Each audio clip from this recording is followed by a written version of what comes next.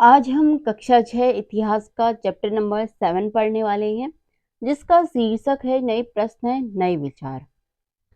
अनघा निकली सैर पर। अनघा आज पहली बार अपने विद्यालय की ओर से सैर पर जा रही थी। इसके लिए उसने देर रात पुणे, महाराष्ट्र से वाराणसी, उत्तर प्रदेश की ट्रेन पकड़ी।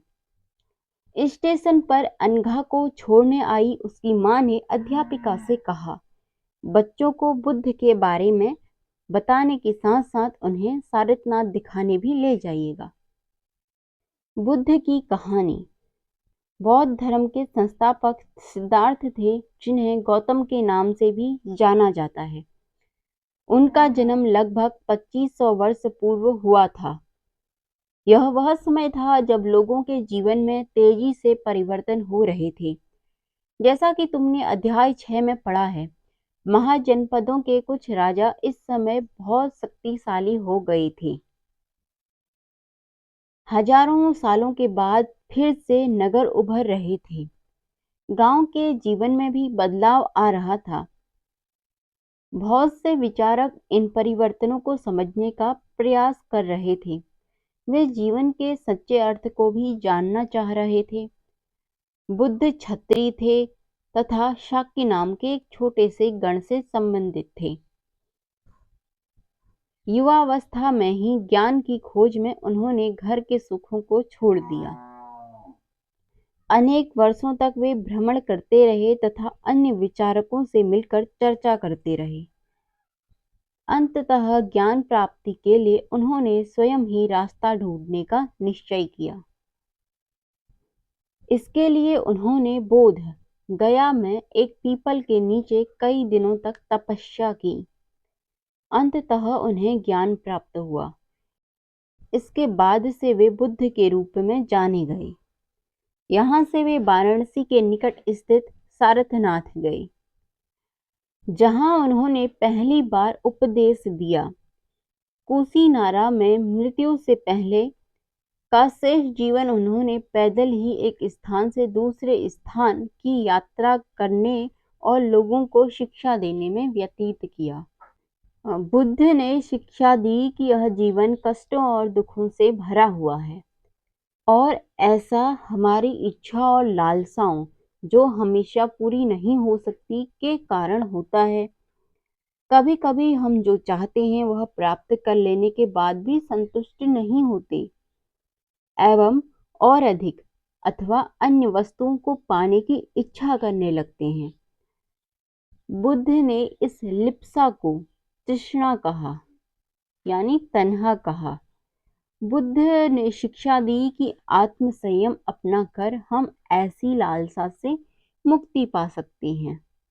उन्होंने लोगों को दयालु होने तथा मनुष्य के साथ साथ जानवरों के जीवन का भी आदर करने की शिक्षा दी। वे मानते थे कि हमारे कर्मों के परिणाम, चाहे वे अच्छे हों या बुरे, हमारे वर्तमान जीवन के साथ साथ बाद के जीवन में प्रभावित करते हैं। बुद्ध ने अपनी शिक्षा सामान्य लोगों की प्राकृतिक भाषा में दी, इससे सामान्य लोग भी संदेश समझ सकें। सारनाथ स्तूप। इस इमारत को स्तूप के नाम से जाना जाता है। यहीं पर बुद्ध ने अपना सर्वप्रथम उपदेश दिया। इसी घटना की स्मृति में यहाँ स्तूप का निर्माण किया गया। अध्याय 12 में तुम इन स्तूपों के बारे में पढ़ोगे। आपको स्क्रीन पर दिख रहा होगा ये स्तूप।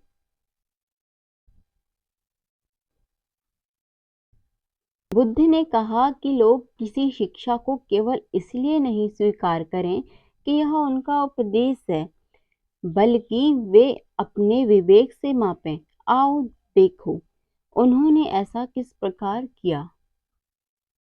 किस्सा गौतमी की कहानी। यह बुद्ध के विषय में एक प्रसिद्ध कहानी है। एक समय की बात है, किस्सा गौतमी नामक एक स्त्री का पुत्र मर गया। इस बात से वह दुखी हुई कि वह अपने बच्चे को गोद में लिए नगर के सड़कों में घूम घूम कर लोगों से प्रार्थना करने लगी, कोई उसके पुत्र को जीवित कर दे। एक भला व्यक्ति उसे बुद्ध के पास ले गया। बुद्ध ने कहा, मुझे एक मुट्ठी सरसों के बीज लाकर दो, मैं तुम्हारे पुत्र को जीवित कर दूंगा। किसा गौतमी बहुत प्रसन्न हुई, पर जैसे ही वह बीज लाने के लिए जाने लगी, तभी बुद्ध ने उसे रोका और कहा, ये बीज एक ऐसे घर से मांग कर लाओ जहां कभी किसी की मृत्यु न हुई हो। किसा किसा गौतमी एक दरवाजे से दूसरे दरवाजे गई, लेकिन वह जहां भी गई उसने पाया कि हर घर में किसी न किसी के पिता, माता, बहन, भाई, पति, पत्नी, बच्चे, चाचा, चाची, दादा या दादी की मृत्यु हुई थी। उपनिषद। जिस समय बुद्ध उपदेश दे रहे थे, उसी समय या उससे थोड़ा पहले दूसरे अन्य चिंतक भी कठिन प्रश्नों का उत्तर ढूंढने का प्रयास कर रहे थे। उनमें से कुछ मृत्यु के बाद के जीवन के बारे में जानना चाहते थे, जबकि अन्य यज्ञों की उपयोगिता के बारे में जानने को उत्सुक थे। इसमें से अधिकांश चिंतकों का यह मानना था कि इस विश्व में कुछ तो ऐसा है जो कि स्थायी है और जो मृत्यु के बाद भी बचा रहता है। उन्होंने इसका वर्णन आत्मा तथा ब्रह्म अथवा सार्वभौम आत्मा के रूप में किया है। वे मानते थे कि अंततः आत्मा तथा ब्रह्म एक ही है। ऐसे कई विचारों का संकलन उपनिषदों में हुआ है। उपनिषद उत्तर वैदिक ग्रंथों का हिस्सा है। उपनिषद का शाब्दिक अर्थ है गुरु के समीप बैठना। इन ग्रंथों में अध्यापकों और विद्यार्थियों के बीच बातचीत का संकलन किया गया है। प्रायः ये विचार सामान्य वार्तालाप के रूप में प्रस्तुत किए गए हैं। इन चर्चाओं में भाग लेने वाले अधिकांश पुरुष ब्राह्मण तथा राजा होते थे। कभी कभी गार्गी जैसी स्त्री विचारकों का भी उल्लेख मिलता है। विद्वता के लिए प्रसिद्ध गार्गी राजदरबार में होने वाले वाद विवाद में भाग लिया करती थी। निर्धन व्यक्ति इस तरह के वाद विवाद में बहुत ही कम हिस्सा लेते थे। इस तरह का एक प्रसिद्ध अपवाद सत्यकाम जाबाल का है। सत्यकाम जाबाल का नाम उसकी दासी माँ के नाम पर पड़ा। सकाम के मन में सत्य जानने की तीव्र जिज्ञासा उत्पन्न हुई। गौतम नामक एक ब्राह्मण ने उन्हें अपने विद्यार्थी के रूप में स्वीकार किया तथा वह अपने समय के सर्वाधिक प्रसिद्ध विचारकों में एक बन गए। उपनिषद में कई विचारों का विकास बाद में प्रसिद्ध विचारक शंकराचार्य द्वारा किया गया है, जिनके बारे में तुम अध्याय 7 में पढ़ोगे। बुद्धिमान भिखारी। यह वार्तालाप छांदोंग उपनिषद नामक प्रसिद्ध उपनिषद की एक कहानी पर आधारित है। शौनक व अभिप्रतारिणी नामक दो ऋषि सार्वभौम आत्मा की उपासना करते थे। एक बार जो ही वे भोजन करने के लिए बैठे, एक भिखारी आया और भोजन मांगने लगा। शौनक ने कहा, हम तुम्हें कुछ नहीं दे सकते। भिखारी ने पूछा, विद्वजन, आप किसकी उपासना करते हैं? अभिप्रतारिणी ने उत्तर दिया, सार्वभौम आत्मा की। ओह, इसका मतलब आप यह जानते हैं कि यह सार्वभौम आत्मा संपूर्ण विश्व में विद्यमान है? ऋषियों ने कहा, हाँ हाँ, हम यह जानते हैं। भिखारी ने फिर पूछा, अगर सार्वभौम आत्मा संपूर्ण विश्व में विद्यमान है, तो यह मेरे अंदर भी तो विद्यमान है। मैं कौन हूँ? मैं इस विश्व का एक भाग ही तो हूँ। तुम सत्य बोलते हो युवा ब्राह्मण, इसीलिए हे ऋषियों, मुझे भोजन न देकर आप सार्वभौम आत्मा को भोजन देने से मना कर रहे हैं। भिखारी की बात की सच्चाई जानकर ऋषियों ने उसे भोजन दे दिया। व्याकरणविद पाणिनि। इस युग में कुछ अन्य विद्वान भी खोज कर रहे थे। वहीं प्रसिद्ध विद्वानों की एक पाणिनि ने संस्कृत भाषा के व्याकरण की रचना की। उन्होंने स्वरों तथा व्यंजनों को एक विशेष क्रम में रखकर उनके आधार पर सूत्रों की रचना की। ये सूत्र बीजगणित के सूत्रों से काफी मिलते जुलते हैं। इसका प्रयोग कर उन्होंने संस्कृत भाषा के प्रयोग में नियम लघु सूत्रों का लगभग 3000 के रूप में लिखे गए हैं। जैन धर्म इस युग में अर्थात 2500 वर्ष पूर्व जैन धर्म के सार्वभौमिक महत्वपूर्ण विचारक वर्तमान महावीर ने भी अपने विचारों का प्रसार किया। वह वज्जी संघ से लिच्छवी कुल के एक क्षत्रिय राजकुमार थे। इस संघ के विषय में तुमने अध्याय 6 में पढ़ा है। 30 वर्ष की आयु में उन्होंने अपना घर छोड़ दिया और जंगल में रहने लगे। 12 वर्ष तक उन्होंने कठिन व एकांकी जीवन व्यतीत किया। इसके बाद उन्हें ज्ञान प्राप्त हुआ। उनकी शिक्षा सरल थी। सत्य जानने की इच्छा रखने वाले प्रत्येक स्त्री व पुरुष को अपना घर छोड़ देना चाहिए। उन्हें अहिंसा के नियमों का कड़ाई से पालन करना चाहिए, अर्थात किसी भी जीव को न तो कष्ट देना चाहिए, न ही उनकी हत्या करनी चाहिए। महावीर का कहना था, सभी जीव जीना चाहते हैं, सभी के लिए जीवन प्रिय है। महावीर ने अपनी शिक्षा प्राकृतिक में दी। यही कारण है कि साधारण जन भी उनके तथा उनके अनुयायियों की शिक्षा को समझ सके। देश के अलग अलग हिस्सों में प्राकृत के अलग अलग रूप प्रचलित थे। प्रचलन क्षेत्र के आधार पर ही उनके अलग अलग नाम थे। जैसे मगध में बोले जाने वाली प्राकृतक मागधी कहलाती थी। जैन नाम से जाने गए महावीर के अनुयायियों को भोजन के लिए भिक्षा मांगकर सादा जीवन व्यतीत करना होता था। उन्हें पूरी तरह ईमानदार होना पड़ता था तथा चोरी न करने की उन्हें सख्त हिदायत थी। उन्हें ब्रह्मचर्य का पालन करना होता था। पुरुषों को वस्त्र सहित सब कुछ त्याग देना पड़ता था। अधिकांश व्यक्तियों के लिए ऐसे कड़े नियमों का पालन करना बहुत कठिन था।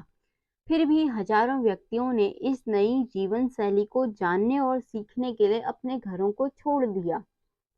कई अपने घरों पर रहे और भिक्षु और भिक्षुणी बने लोगों को भोजन प्राप्त कर उनकी सहायता करते रहे। मुख्यतः व्यापारियों ने जैन धर्म का समर्थन किया। किसानों के लिए इन नियमों का पालन करना अत्यधिक कठिन था, क्योंकि फसल की रक्षा के लिए उन्हें कीड़े मकोड़ों को मारना पड़ता था। बाद की सदियों में जैन धर्म उत्तर भारत के कई हिस्सों के साथ साथ गुजरात, तमिलनाडु, कर्नाटक में भी फैल गया। महावीर तथा उनके अनुयायियों की शिक्षाएं कई शताब्दियों तक मौखिक रूप में रही। वर्तमान रूप में उपलब्ध जैन धर्म की शिक्षाएं लगभग 1500 पूर्व गुजरात में वल्लभी नामक स्थान पर लिखी गई थी। जैन जिन शब्द से निकला हुआ है, जिसका अर्थ होता है विजेता। संघ महावीर तथा बुद्ध दोनों का ही मानना था कि घर का त्याग करने पर ही सच्चे ज्ञान की प्राप्ति हो सकती है। ऐसे लोगों के लिए उन्हें संघ नामक संगठन बनाया, जहां घर का त्याग करने वाले लोग एक साथ रह सकें। संघ में रहने वाले बौद्ध भिक्षुओं के लिए बनाए गए नियम विनय पिटक नामक ग्रंथ में मिलते हैं। विनय पिटक से हमें पता चलता है कि संघ में पुरुष और स्त्रियों के रहने की व्यवस्थाएं अलग अलग थी। सभी व्यक्ति संघ में प्रवेश ले सकते थे। हालांकि संघ में प्रवेश के लिए बच्चों को अपने माता पिता से, दासों को अपने स्वामी से, राजा के यहाँ काम करने वाले लोगों को राजा से तथा कर्जदार को अपने देनदारों से अनुमति लेनी होती थी। एक स्त्री को इसके लिए अपने पति से अनुमति लेनी होती थी। संघ में प्रवेश लेने वाले स्त्री पुरुष बहुत सादा जीवन जीते थे। वे अपना अधिकांश समय ध्यान करने में बिताते थे और दिन के एक निश्चित समय में वे शहरों तथा गांवों में जाकर भिक्षा मांगते थे। यही कारण है कि उन्हें भिक्षु तथा भिक्षुणी, साधु, भिखारी के लिए प्राकृत भाषा कहा गया है। वे आम लोगों को शिक्षा देते थे और साथ ही एक दूसरे की सहायता भी करते थे। किस तरह की आपसी लड़ाई का निपटारा करने के लिए वे प्रायः बैठकें भी किया करते थे। संघ में प्रवेश लेने वालों में ब्राह्मण, क्षत्रिय, व्यापारी, मजदूर, नाई, गणिकाएं तथा दास शामिल थे। इनमें से कई लोगों ने बुद्ध की शिक्षाओं के विषय में लिखा तथा कुछ लोगों ने संघ में अपने जीवन के विषय में सुंदर कविताएं रचना की। बिहार जैन तथा बौद्ध भिक्षु पूरे साल एक स्थान से दूसरे स्थान घूमते हुए उपदेश दिया करते थे। केवल वर्षा ऋतु में जब यात्रा करना कठिन हो जाता था तो वो एक स्थान पर ही निवास करते थे। ऐसे समय में अपने अनुयायियों द्वारा उद्यान में बनाए गए अस्थायी निवास अथवा पहाड़ी क्षेत्र में प्राकृतिक गुफाओं में रहते थे। जैसे जैसे समय बीतता गया, भिक्षु भिक्षुणियों ने स्वयं तथा उसके समर्थकों ने अधिक स्थायी शरण स्थलों की आवश्यकता का अनुभव किया। तब कई शरण स्थल बनाए गए जिन्हें विहार कहा गया। आरंभिक विहार लकड़ी के बनाए गए तथा बाद में इनके निर्माण में ईंटों का प्रयोग होने लगा। पश्चिम भारत में विशेषकर कुछ विहार पहाड़ियों को खोदकर बनाए गए। प्रायः किसी धनी व्यापारी, राजा अथवा भूस्वामी द्वारा दान दी गई भूमि पर विहार का निर्माण होता था। स्थानीय व्यक्ति भिक्षु भिक्षुणियों के लिए भोजन, वस्त्र तथा दवाइयां लेकर आते थे, जिसके बदले ये भिक्षु भिक्षुणी लोगों को शिक्षा देते थे। आगे आने वाली शताब्दियों में बौद्ध धर्म उपमहाद्वीपों के विभिन्न हिस्सों के साथ साथ बाहरी क्षेत्रों में फैल गया, जिसके बारे में तुम अध्याय 10 में पढ़ोगे। एक बौद्ध ग्रंथ से ज्ञात होता है, जिस तरह महासागरों में मिलने पर नदियों की अलग अलग पहचान समाप्त हो जाती है, ठीक उसी तरह बुद्ध के अनुयायी जब भिक्षुओं की श्रेणी में प्रवेश करते हैं तो वे अपना वर्ण, श्रेणी और परिवार त्याग देते हैं। आश्रम व्यवस्था। जैन तथा बौद्ध धर्म जिस समय लोकप्रिय हो रहे थे, उसी समय ब्राह्मणों ने आश्रम व्यवस्था का निर्माण किया। यहाँ आश्रम शब्द का तात्पर्य लोगों द्वारा रहने तथा ध्यान करने के लिए प्रयोग में आने वाले स्थान से नहीं, बल्कि इसका तात्पर्य जीवन के एक चरण से है। ब्रह्मचर्य, गृहस्थ, वानप्रस्थ तथा संन्यास नामक 4 आश्रमों की व्यवस्था की गई।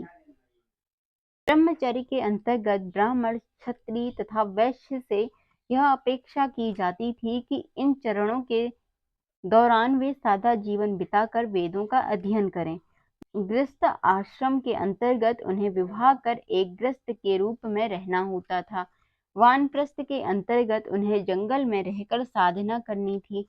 अंततः उन्हें सब कुछ त्याग कर सन्यासी बन जाना था। आश्रम व्यवस्था ने लोगों को अपने जीवन का कुछ हिस्सा ध्यान में लगाने पर बल दिया। प्रायः स्त्रियों को वेद पढ़ने की अनुमति नहीं थी। उन्हें अपने पतियों द्वारा पालन किए जाने वाले आश्रमों का अनुसरण करना होता था।